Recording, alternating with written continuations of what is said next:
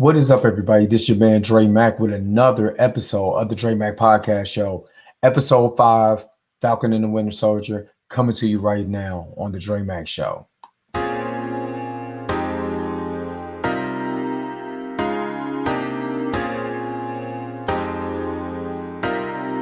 What's up? What's going on, everybody? This is your man Dre Mack with another episode of the Dre Mack Podcast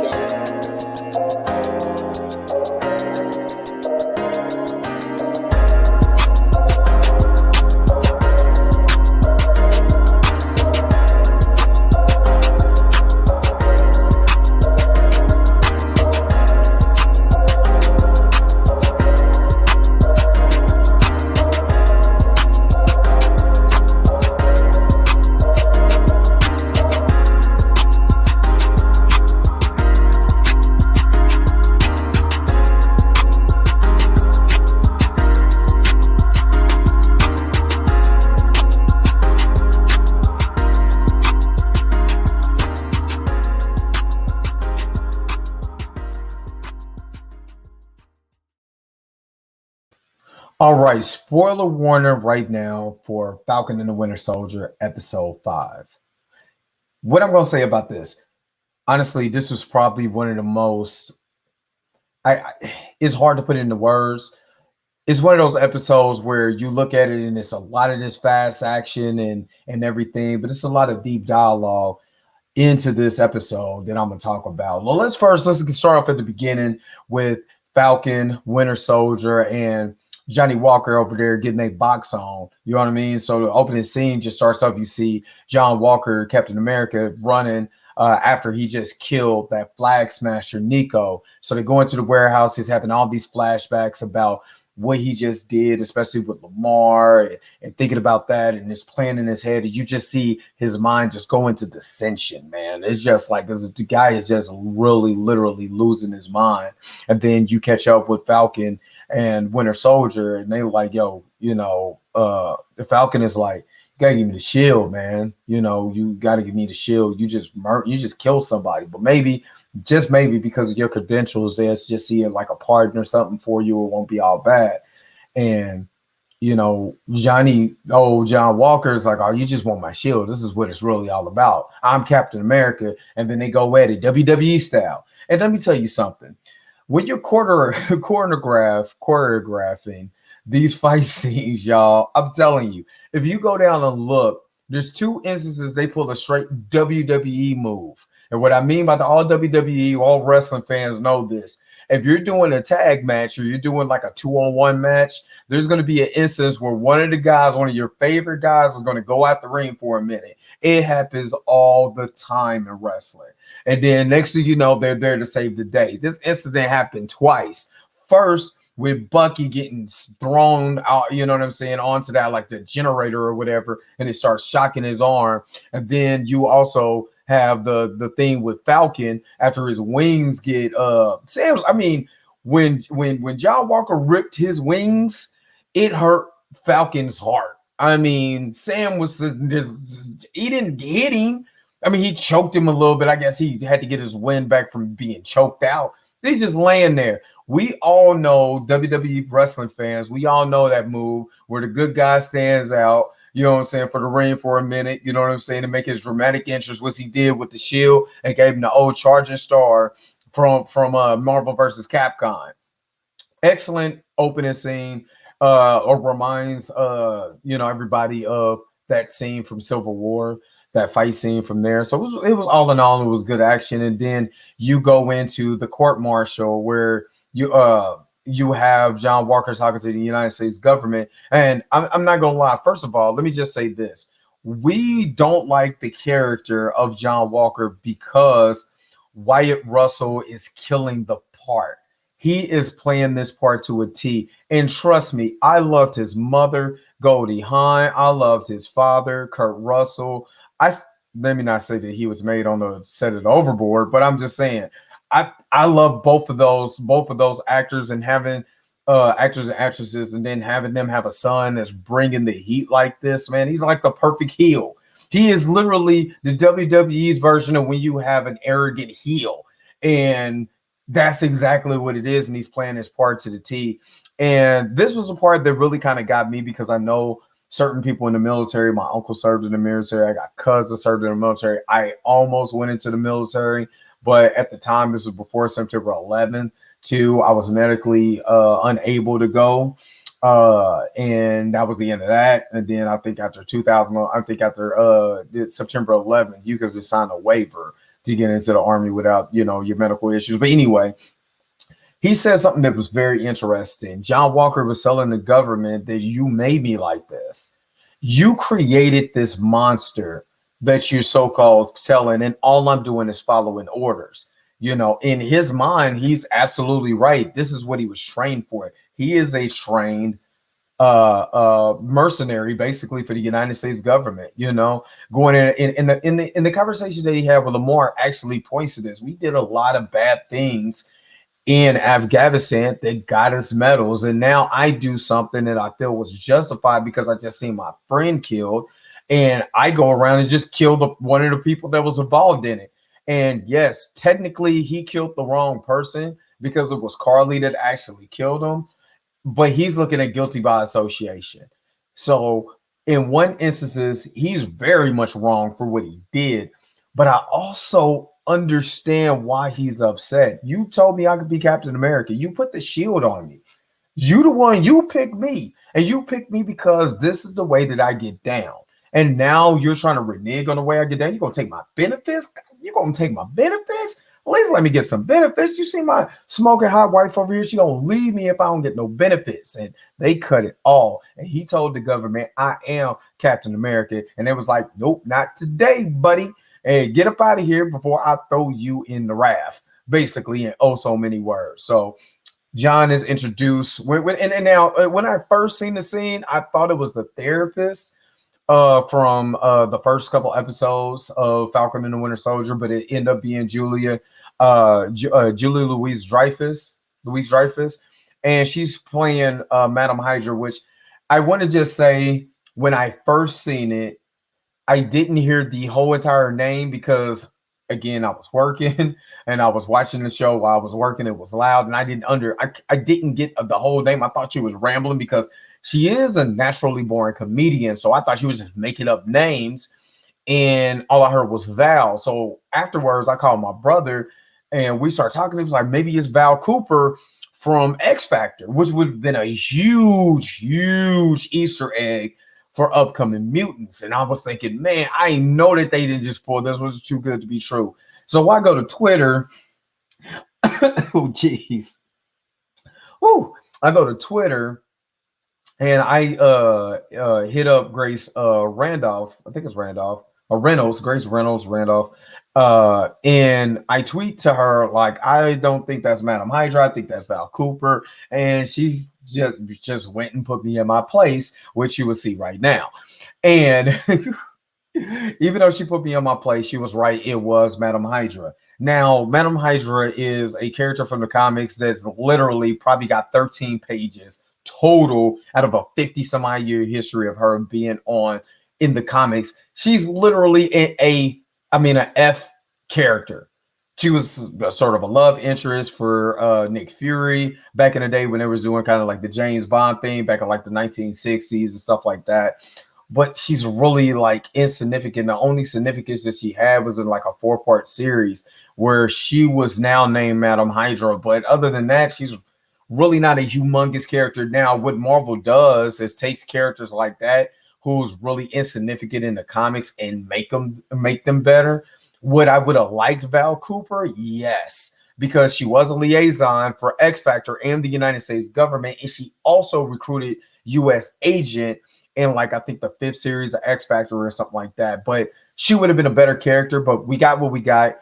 It was a little underwhelming for me after I found out who the character was, because I'm like, you got this humongous actress playing a character who's like like a F-list. I keep saying A because she's an A-list actress playing like a D or F-list character that like a run. Nobody cares. You know what I'm saying? They're going to do something with her. Maybe that she leads the Dark Avenger scene. Maybe she pulls a Nick Fury and she's leading a Dark Avenger scene, which Grace actually tweeted about about there's going to be two teams. There's going to be a Dark Avengers team, and there's going to be a Thunderbolts team via her Twitter. So I'm just saying that might happen.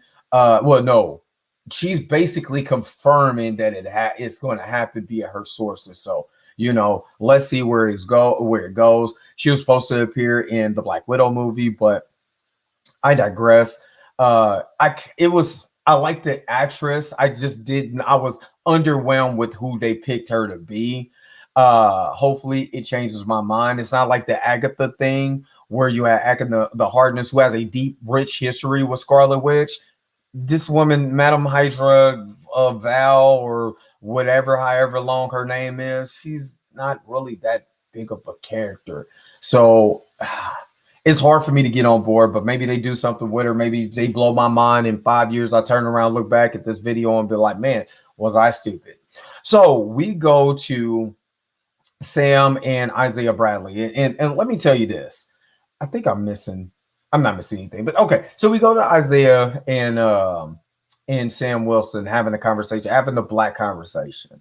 And what I dug about this so much is because you have, and especially in our community, you have the old black men who have been through a lot. And when I say a lot of stuff, especially my generation, Generation X, our grandfathers and great grandfathers, my grandmother came from Wazoo, Mississippi, and lived on a plantation where she grew up. Her parents were ex-slaves in part of Reconstruction. You know what I'm saying? And her grandparents were slaves. So it's not that far of a generational gap for me to listen to the story from Isaiah, and he's talking about what happened to him in the Korean War. He pulled what Steve Rogers did. He went back and got his men, and he got thrown in jail for 30 years and got experimented on. And this goes to the fact that they experimented with United States black soldiers. Not only just black soldiers, Japanese and Puerto Ricans as well. So as we go and he tells the story, he said something that hit me. He said no respected black man would even carry that shield, especially the ones who are like me, who was like you at one time, Sam. I was naive. I thought I was fighting for my country. I thought I was doing right. I'm seeing the Tuskegee Airmen doing a thing to come home to no GI Bill, redlining, lynching, burning of the cross, and all that. It sounds like I'm from the South, from Louisiana. I get it, but what he was trying to open Sam up to is that every experience is not the same experience. And my experience with that shield, with that flag, with this country is horrible. We have to acknowledge that. And Sam still is like, man, maybe I should just tell your story. And he's like, no. I want my story told because I feel like they're gonna kill me once it's open. And which coincidentally is funny in the video that I'm clipping, that I clipped, they was operating on people during the 1940s and 50s. The people did not find out about it and find out about the experience in the 1990s. I'm just saying, there's certain things that have happened in our history that is horrible, that needs to be acknowledged, especially from the African-American experience. And he's just telling them that during this ordeal, this was horrible. This was horrible for me. So when he said no respected black man will carry that shield, I understand where he was coming from, because it's coming from a place of pain and a place of sorrow. In a place of, look what they did to me. You want me to salute? This is the same argument that people were having with Colin Kaepernick. And everybody said, well, you bringing politics in it. Well, Marvel has been bringing politics into their comics since Stan Lee took over. Sorry to tell you, all you Marvel fans that are mad about a black Captain America. So with the conversation with Isaiah Bradley and what they kind of got out of that conversation, Sam started to look and said, man, all that pain that he went through, now I have something even more to fight for, to distinguish our legacy and let them know that our legacy is strong. And just because that happened, we need to acknowledge it, and we need to be able to progress and move on and show that, yes, a black man can represent America just like a white man can. Just like a Hispanic man that's born and raised in America, he could be a captain. He could be Captain America. Anybody can be Captain America because that's what America is supposed to be about. The land of the free and the home of the brave. And nobody has been braver throughout the tougher times than the African American experience, the Native American experience, and a lot of other minority experience that have rise above the hate. That's what they're telling you. So we go into the montage of Sam. I almost forgot. My man Zemo. Zemo was up there chilling, just looking at it, back in Sokovia, he's looking at this monument. And the monument is to represent all the people who lost their family in the Age of Ultron incident. So you got Bucky that comes up and he's holding a gun to Zemo. He's probably telling him, you found me, you're coming to kill me. And Zemo knows what has to be done as far as Carly, because what happened with Carly, what he said about her being a supremacist is only going to get worse, because that serum sometimes make people go worse unless they're just naturally pure heart. She's descended into the wrath of madness.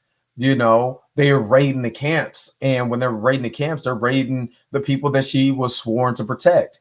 Sounds funny.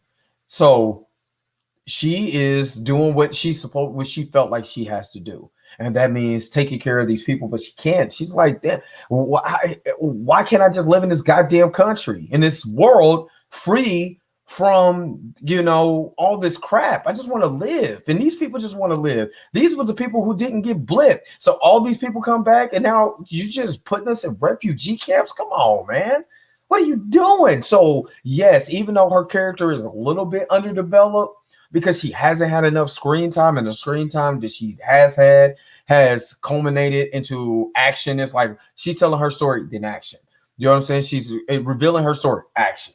So she hasn't really developed her character fully and mainly fleshed out. It's really not her story to me. She's a MacGuffin and just carries this right along. It has to be something going on so it can cause the actions of the heroes in the story. But what I'm just seeing is that she's right. We not might like her methods now, but she's right. And she got all the sleeper cells now to go ahead and do what she got to do against the GRC. But we have a montage. We have the boat montage, which was awesome, because that's when Bucky brings Sam the box with, we know it isn't. We know. And I swear to God, I guarantee you Wakanda Wings is going to be on somebody's Wing Street item. How much you want to bet? Because they just kept talking about, man, I wonder, did he get the wings from Wakanda? Wakanda Wings. I'm like, Wakanda Wings sound kind of good.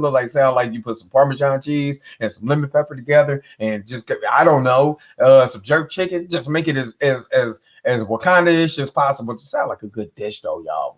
Who wouldn't want to buy some Wakanda Wings, though? Just saying. But so they have the boat montage. Bucky is helping Sam fix the boat. Bucky is also flirting with Sam's sister, Sarah. Y'all seen that? You see, as soon as he's seen her, that's what give. I think he got something in Wakanda. I don't care what nobody say. He got a piece of that. He got a piece of that chocolate somewhere. I believe so. I think he got a piece of that. And see, he got a piece of that, boy. He was looking at Sarah like, hey, I'm Bucky. Sarah's like, hi, I'm Sarah. We know that look. You ain't slick. And then Sam looked back like he's about to punch you right in the mouth. If you wasn't a super soldier, I'd beat you up right now. I'd beat you up anyway because you are a super soldier. And then Bucky is just walking off, just laughing. You ain't slick. I know you're trying to look at Sarah, trying to play stepdad. He woke up on the couch. And that's the cool thing, though. They did a contrast of Isaiah Bradley's past when he's talking about all the things that he's been through as a black man in America, thinking he's doing right for the country that he loved to turn his back on him. John Walker doing what he think is right for a country to now turn his back on him. The government that built him, they gave him this false sense of this is where I'm supposed to be. And now what you doing? To actually now the future when Sam's nephews is playing with the shield and Bucky is just looking over.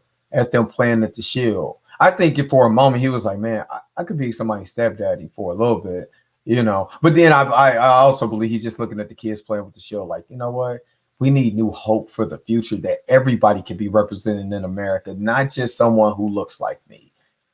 I think that was the biggest thing. And then you have the Shield montage. When at first he throwing the Shield, when I watched this episode like 7 or 8 times, man. So they're throwing the Shield casually at first. And then when they do the montage, he's trying to fling it, and you see it go like flying all over the place. And then the other one, he's bouncing. I know he hit the window. I don't care what nobody say. He hit that house, some windows, some doors, or something with that Shield. Because the way he was trying to fling it when it actually bounced, and he missed it, he ducked. Yeah, dog, you're gonna get yourself hurt. But again, this is Falcon. He's doing flippity flips with it and cartwheels and stuff like that. Now he has this. I'm not gonna lie. I wanted him to play Eye of the Tiger. Just for a moment. Just for a moment. Eye of the Tiger while he's doing the montage. So I can have an 80s feel all over again. But the coolest part that I liked about the montage was the very end, because it showed his nephew like tracing over the story. Now, his nephew has not experienced the same thing Elijah has. He's not experienced the same thing that Sam did with the police and not getting along, but I need you to take a picture for me. But no, I can't get you alone, even though I know that you're an Avenger. I know that you're probably good for it. Still not going to give you alone. Even the subtle racism, his nephew hasn't experienced that. And that's the hope that a black man can be a symbol. The same thing Barack Obama did, but it wasn't no different for Barack. He still experienced racism, you know. So it's still the hope of the future that we could be able to change the society. So I like that part. I like the end of that. Then you go with Carly, and let's say this. Sharon Carter, again, to me, is working for the CIA. I don't care what nobody they think, or she's working for Nick Fury and on the sword base. She could be a scroll. But for her, just think about this. She was one of the people who was known in the blip to disappear. So just think about this. So she reappears, can't get a job because I felt like everybody was pardoned. I mean, Thunderbolt Ross was literally at Tony Stark's funeral. So you're telling me that he couldn't pardon Sharon Carter for her part of making this happen from Civil War? Come on. It just seems far-fetched. She was supposed to get dusted. You know what I'm saying? Did she goes within basically 6 months of coming from the dusting, becomes a major player in Madripoor like that? If she's not working for the CIA, I don't believe she's working for the power broker. She got to be working for Nick Fury, because Nick Fury did the same thing with the Leaper, I think Bachelor of the Leaper or whatever, when he went to go hire him on Captain America in the Winter Soldier. So it wouldn't be far-fetched for her to do the same thing that Nick Fury did, because Nick Fury entrusted her to look over Captain America. Captain America had no idea that the person that he was his neighbor was Peggy Carter. She was an excellent spy. Why would she be the power broker when she's an excellent spy? Think about it, y'all. Just think about it. But she makes a phone call for old Leaper to go ahead and go hang with Carly and go get him some weaponry or whatever, so they could do an attack on New York and the GRC so they don't pass the vote.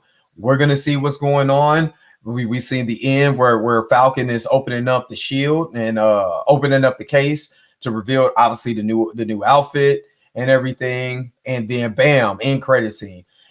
Man, I'm not gonna lie, I almost threw something because I was like, oh my god, y'all did the same thing which I did on WandaVision. Now give me the WandaVision. I know it's the last episode, but baby, you gotta give me more. So turn Tyrone Baker. Come on, baby, just give me one more minute. And then they turned around and gave me one more minute of John Walker pulling a Pinterest, looking on Pinterest. He was on Pinterest like, let me see, how can I get a shield? Ooh, they showed me how to build a shield. So he's DIYing a shield out of steel. I want to see this dude throw this thing. And I'm not going to lie, I want to see him throw it. What is it going to bounce off of? That's the cool thing about the vibranium. It bounces, which is a lightweight material that absorbs energy and brings it back. Duh. So I just want to see him throw this shield. I want to see the vibranium wings. I am loving this show. We on the last episode, y'all, and I know my videos is becoming late. I do apologize, but I'm working and doing different stuff, and so I'm trying to get these out to you as fast as possible. What did you guys think about the episode? What did you think about the Falcon and the Winter Soldier? What do you think about what Isaiah Bradley said? Make sure that you guys are commenting in the section below where it says comments, right down there. Just make sure that you comment below. I love y'all. Peace. Shalom to everybody. Can't wait to do the final episode, episode 6. I'm out. Peace.